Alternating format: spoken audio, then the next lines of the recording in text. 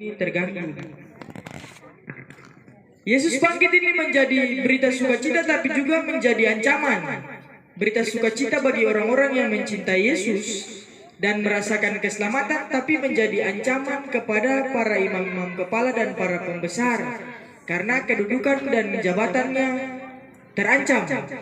Sama kayak kita punya bacaan Alkitab di malam Sabtu Sunyi tadi. Nah, ternyata imam-imam ini punya rencana baru untuk kemudian putar balik fakta. Mahkamah Agung gitu toh, jadi harus memutar faktanya supaya seolah-olah Yesus tidak bangkit. Bahkan diiming-imingi upah juga, dikasih uang. Siapa yang pernah di sini anak sekolah minggu dapat kasih uang per linti? Pasti ada. Ada kesih? Ada kesih? Halo. Sudah sejam-jam rawan sudah ini susah bisa jawab lain.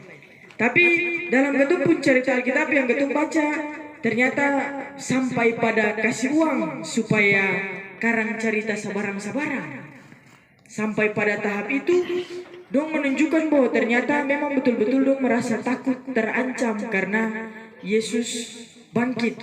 Tetapi kemudian apa yang dilakukan itu tidak mengubah apapun yang menjadi rencana karya penyelamatan Tuhan Allah. Yesus tetap bangkit. Sekalipun berapa banyak uang yang dikasih, Yesus tetap bangkit. Sing ada yang bisa rubah itu. Yesus bangkit. Jalan tetap tersedia untuk kebenaran. Jadi kalau mau parlinti sampai dimanapun sih akan bisa. Sebab jalan-jalan baik untuk berkata benar itu tetap terbuka. Yang serakah, yang mau kedudukan lebih, yang mau dapat lebih, yang mau pentingkan diri sendiri, itu tetap sih bisa saja. Sebab ketum punya teks Alkitab yang ketum baca hari ini membuktikan itu. Ternyata dong mau jabatan lebih, dong mau diakui.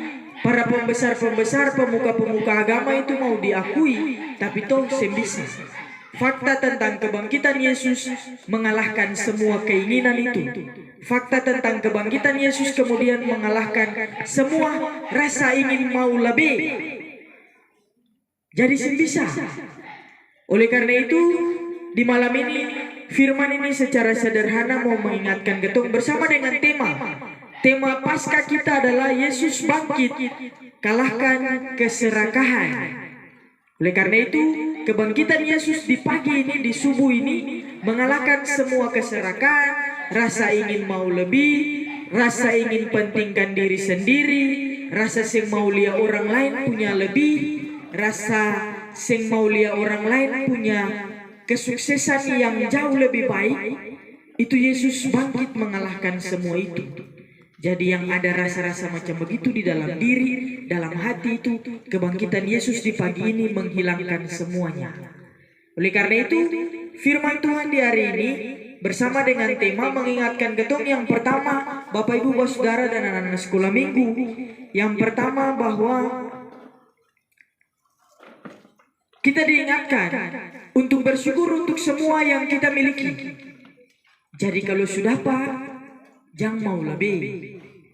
Dan jangan halalkan segala cara untuk dapat yang lebih, sama seperti para pemuka agama yang ada di dalam teks Alkitab yang ketum baca. Sebab apapun yang terjadi, kebenaran akan tetap menemukan jalannya. Oleh karena itu, kalau sudah Pak, bersyukur saja. Jangan mau lebih, apalagi mau parlinti, supaya mau tetap dapat yang lebih. Begitukah adik-adik sekolah minggu? Dari kecil-kecil jangan ajar parlinti, sing boleh. Sebab itu nanti jadi kebiasaan. Belajar cukupkan diri dengan segala sesuatu yang ketum punya. Jangan mau lebih, jangan paksa orang tetua untuk mau minta ini dan itu, melebihi apa yang orang tetua mampu. Itu yang pertama. Yang kedua, ibu bapak saudari dan anak-anak sekolah minggu, pesan yang kedua sekaligus yang terakhir dari teks Alkitab yang ketum baca. Ternyata beta, bapak ibu, bapak saudara dan anak-anak sekolah minggu sekalipun masih kecil terpanggil untuk menjadi saksi tentang kebenaran, bukan terpanggil untuk menjadi saksi dusta. Sebab teks Alkitab kita menunjukkan bahwa para pemuka agama adalah saksi dusta tentang apa yang sebenarnya terjadi. Oleh karena itu ketong hari ini diingatkan, pasca ini mengingatkan ketong jangan serakah, tapi juga berkata yang benar untuk semua yang kita lihat dan kita ketahui. Jangan menyaksikan segala sesuatu yang tidak benar.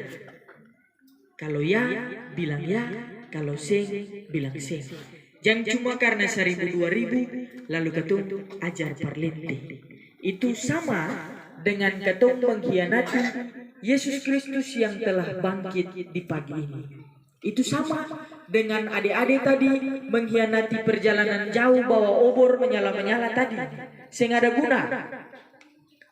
Kalau mau perjalanan bawa obor tadi, pawai obor tadi akan bermakna, maka belajar untuk menyaksikan sesuatu yang benar. Jangan jadi saksi dusta, tapi jadi saksi tentang kebenaran, tentang kebangkitan Kristus yang membawa kehidupan untuk ketemu semua.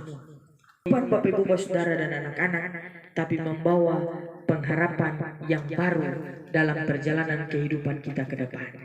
Kristus bangkit membawa masa depan yang indah juga bagi anak-anak sekolah minggu. Amin. Amin. Yesus sudah bangkit. Selamat Paskah semua Bapak Ibu Saudara dan anak sekolah minggu di dalam sektor Immanuel. Tuhan menolong kita. Amin.